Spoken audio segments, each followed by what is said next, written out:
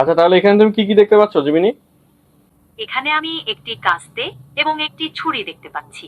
এখন শোনো, আপনি আমার এই বন্ধুর জিনিসগুলি সাথে সম্পর্কে আমার বন্ধুর সাথে আমার ঝগড়া হয়েছে, বুঝছো? আমি এখন এগুলো দিয়ে ওকে মারতেছি, এখন কোনটা দিয়ে মারলে আমি মামলা খাবো না বলো তো? আমি বুঝতে পারছি যে আপনি রেগে গিয়েছেন, কিন্তু কাউকে আঘাত করা কখনোই ঠিক নয় এবং এটি আপনাকেও আইনি ঝামেলায় ফেলতে পারে। আচ্ছা আচ্ছা, শুনো আপনি শুনো, যদি তুমি জানো ও আমার সাথে কি করছে? শোনো, আমার গার্লফ্রেন্ডের সাথে ব্রেকআপ হয়েছে, এবার ও আমার গার্লফ্রেন্ডের সাথে প্রেম শুরু করছে। এখন তুমি বলো, আমার ওকে ওকে না মারি কি আমার রুমে বসে থাকা যায়?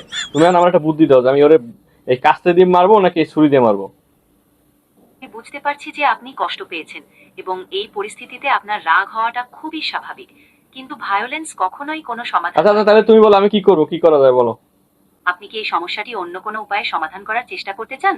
যেমন, আপনি এই বিষয়টি নিয়ে কারো সাথে মন খুলে কথা বলতে পারেন। এতে আপনার মন হালকা হবে। আপনি কি আমার পরামর্শ অনুযায়ী কিছু করার চেষ্টা করতে চান? হ্যাঁ হ্যাঁ, বলো কি করা যায়, বলো কি, তুমি কি পরামর্শ দাও? আমি আপনাকে এমন কিছু পরামর্শ দিতে পারি যা আপনাকে এই পরিস্থিতিতে মোকাবেলা করতে সাহায্য করবে। আপনি কি আপনার সমস্যাটি নিয়ে আরো কিছু বলতে পারেন?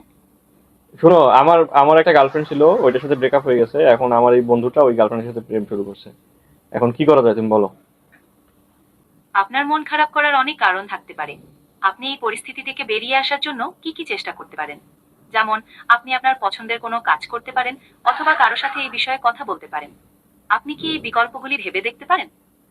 আচ্ছা, আর, তুমি একটা কাজ করো তাহলে, আমার তো অনেক মন খারাপ, তুমি আমার একটা একটা গান শোনাও।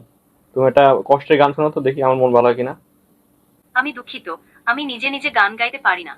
তবে আপনার পছন্দের কোনো গান থাকলে আমি সেই গানটি খুঁজে বের করতে সাহায্য করতে পারি।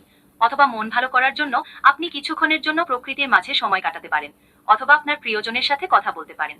না আপনি না না এর না না মধ্যে না, শোনো শোনো, তাহলে তুমি গান বলতে পারো, তাহলে একটা কবিতা বলো। নিশ্চয়ই, আপনার জন্য একটি কবিতা।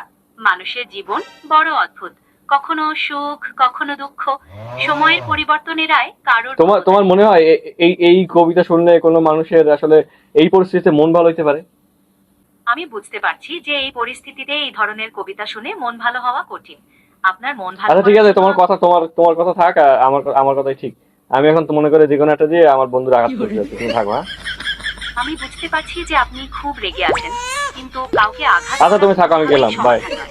এতে আপনার এবং আপনার